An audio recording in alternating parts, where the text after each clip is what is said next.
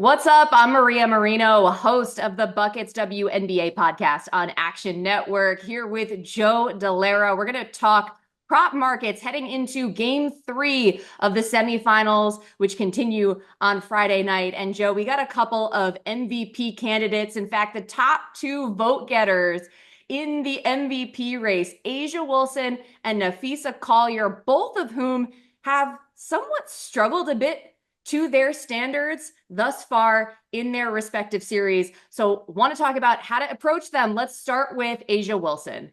Yeah, so I mean, Asia's been fascinating to watch so far because the first really like three halves of this series, she's really struggled to score the basketball. Second half of last game, kind of got back into her rhythm a little bit.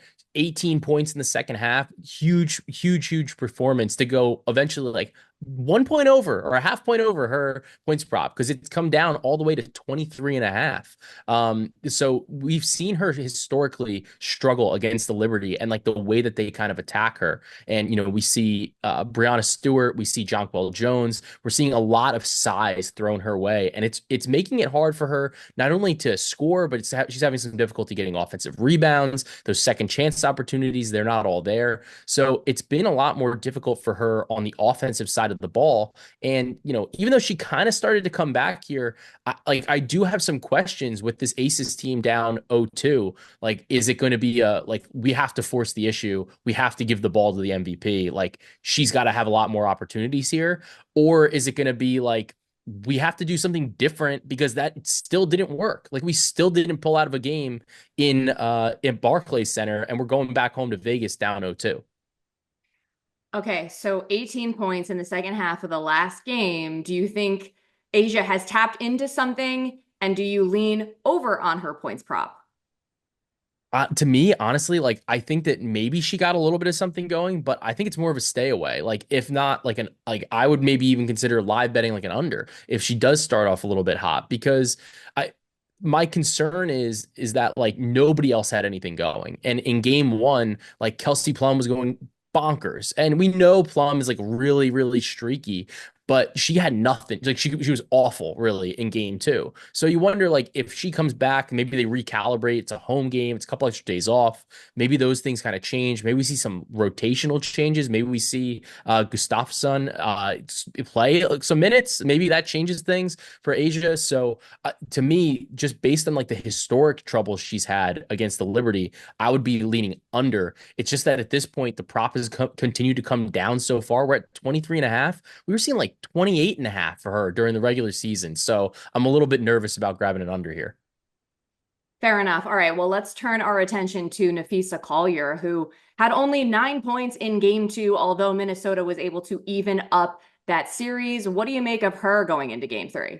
I mean, Fee had been scoring literally at will in the series before, just at will. But the biggest thing to me, I think, is what the Sun are doing against her, like schematically, because I think one of the best compliments about Fee and like just watching her game all year is like she plays so well within the offense. It's never like the ball is getting forced to her and she's like aggressively calling for the ball to the point where it like bogs down the offense as we see it. Like, the ball doesn't stick with her. And she's still racking up assists, but I think that the defensive assignment has just been nails by the Suns, right? Because Alyssa Thomas, you never know, like in the regular season, she's gonna play 35 minutes, she's gonna play 20.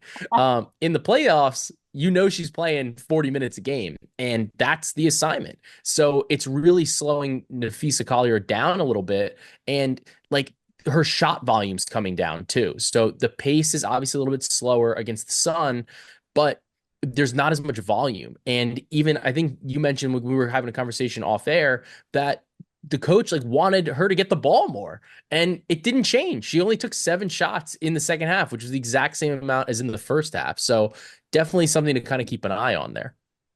What number would you feel comfortable with, if at all, for Napheesa Collier from a points prop perspective?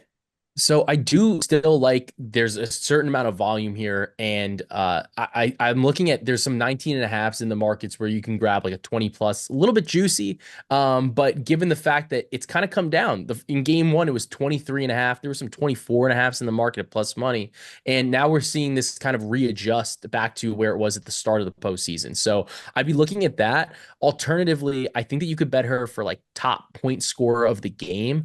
And you can grab that at about like plus 155 or so. That's definitely a spot that I'm interested in because we're really looking at Marina Mabrey as like her main competition there. And Fee is just so like her ceiling is just higher, in my opinion, for what she can put out there on a nightly basis. So at plus 155, I don't mind that as a pivot either. Well, Joe, appreciate the advice. And for more, make sure you subscribe to our Action Network YouTube channel if you haven't yet. And of course, follow the Buckets WNBA podcast.